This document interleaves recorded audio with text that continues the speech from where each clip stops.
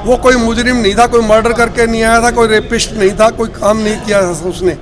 Police में आते हैं कर्मचारी अधिकारी, उनको कानून की शिक्षा नहीं होती, नीचे वालों को आईएएस आईपीएस जो बड़े लेवल पे होते हैं उनको होती है कानून का पूरा ज्ञान। जैसा कि एसपी साहब पढ़ लेते कानून को तो ऐसी गलती ना करने देते। और एसपी साहब तुरंत आज के दिन उनको चाहिए कि जिन कर्मचारियों ने कानून की, संविधान की और माननीय हाईकोर्ट की, सुप्रीम कोर्ट की डायरेक्शंस की उल्लंघना की है, आशीष भाई जो हैं पानीपत गांव मांडी से जो हैं, ये जनता की आवाज़ उठा रहे थे। जनता जो भ्रष्टाचार से त्रस्त है, बहुत बुरी तरह से सभी जनता चाहती है, जितने भी लोग हैं आप देख रहे हैं जगह जगह पे भ्रष्टाचार फैला हुआ है। उस भाई को जब भी पता लगता था कि किसी भी गरीब के साथ, किसी भी के साथ कोई अन्याय हो रहा है या कहाँ भ्रष्टाचार हो रहा है, तो उसकी वीडियो भी बना लेता था वो, और कोई सबूत आ जाते थे तो वो दूसरी जगह भी जाके आवाज़ उठा देता था। और उसका कोई मसला था आपस का, जो कि अभी जैसे आईजी साहब ने बताया आपको कि वो डिपार्टमेंटल इंक्वायरी का मसला था, और उसके अंदर वो मिला भी था। होम मिनिस्टर ने कहा मैं एसआईटी गठित कर रहा हूँ, और जिसके अंदर पानीपत से बाहर के जो पुलिस के अधिकारीगण होंगे वो जांच करेंगे उस एसआईटी के अंदर। और वो एक तरीका भी था, वो एक डिपार्टमेंटल इंक्वायरी की तरफ बढ़ सकता था।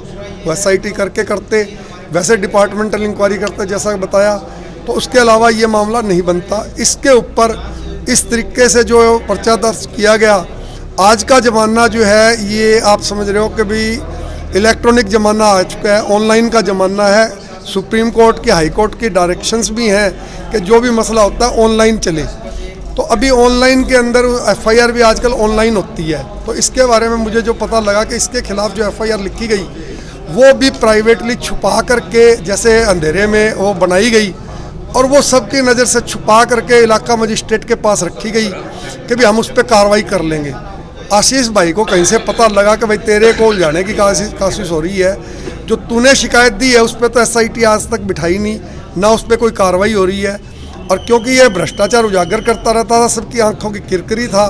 बड़े बड़े जो भ्रष्टाचार में लिप्त अधिकारी हैं, केवल मेरा उनसे मतलब है, सारे अधिकारी भ्रष्टाचार में लिप्त नहीं है, आप इसका मतलब मत लेना, क्योंकि मैं भी सरकारी अधिकारी रहा हूँ और वहीं से मैं आया हूँ। तो सभी एक से नहीं होते, बहुत लोग ईमानदारी से काम करना चाहते हैं, लेकिन ये जो सिस्टम है अंग्रेजों का, ये इस तरीके का बना हुआ है, जिस तरह से अभी आईजी साहब ने बताया था, पुराना कानून है और उसमें इतनी खामियां हैं कि वो सारा का सारा सिस्टम, सारा पैसा केवल सरकार के जो चंद चुनते हैं एमएलए एमपी इनके पास, या तंत्र के अंदर जो लोग बैठ जाते हैं सरारी अफसर बन के, उनके पास महदूद हो जाता है। जनता खड़ी रह जाती है, देखती रह जाती है, वही चीज़ है।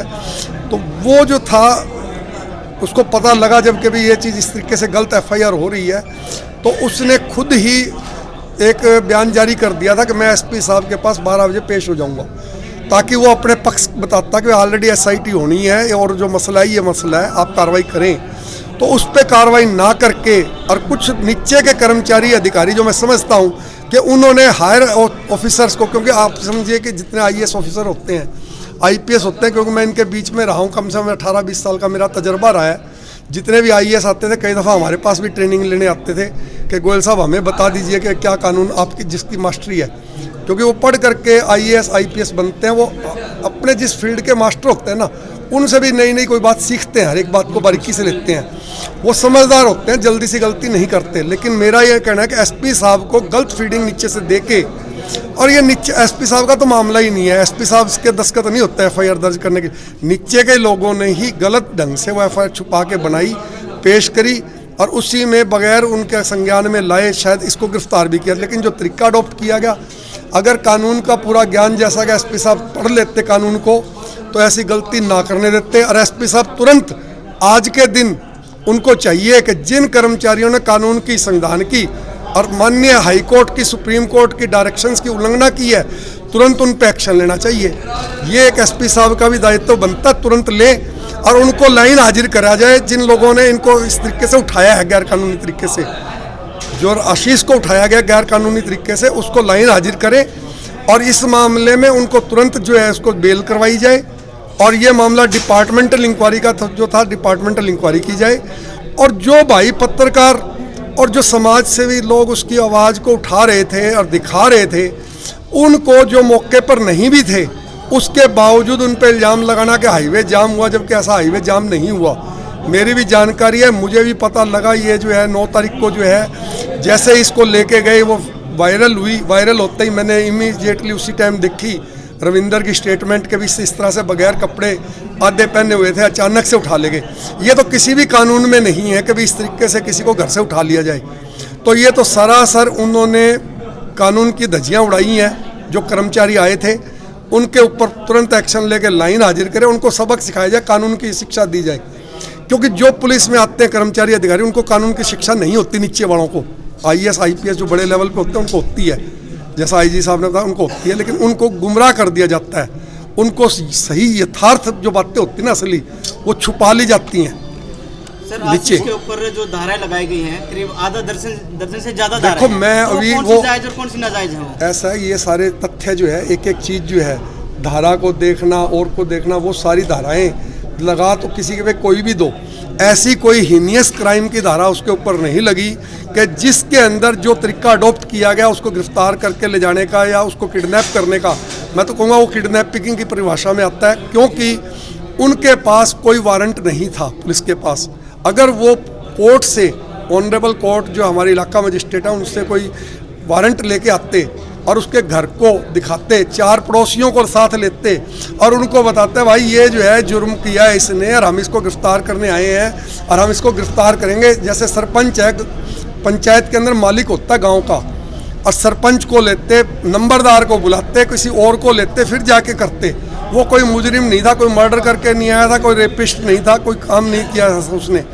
2 मुलाजिमों का आपस का मामला था, जिस भी मसले को लेके था वो मसला भी यही था कि वो उनके विरुद्ध उनके भ्रष्टाचार को लेके उजागर करता था, वो उसको परेशान करते थे। उस मसले के ऑलरेडी होम मिनिस्टर के पास संज्ञान था। जितने भी लोग हैं, जो भी छोटे से लेके बड़े तक, सरकार वो है, हम सब लोग मुलाजिम हैं। मैं भी रहा तो सरकार का मुलाजिम था, जनता का मुलाजिम था, ना कि सरकार का।